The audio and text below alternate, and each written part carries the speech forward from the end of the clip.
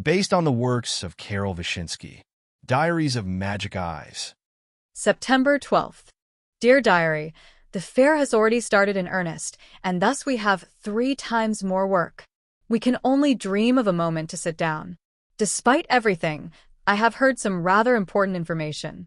I have to admit that you can really hear a lot of interesting things in the inn. 3 customers were talking to each other, and under the influence of alcohol, one of them said a few words too many. He mentioned, namely, a kidnapped woman who was temporarily held in an abandoned hut and was to be moved soon. I decided to act.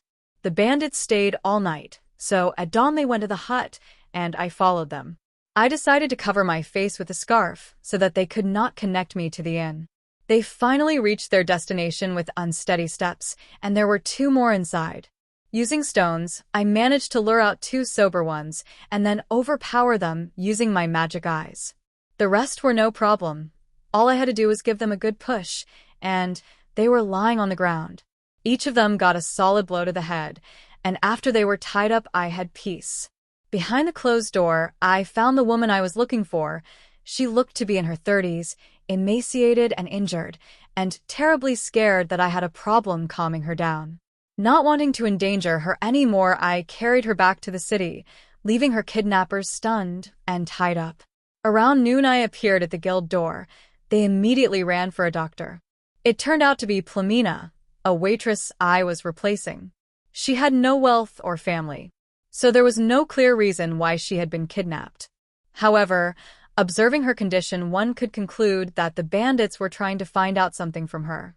Bolbor thanked me very much for finding her, but he was surprised how I had found her and why I had come disguised.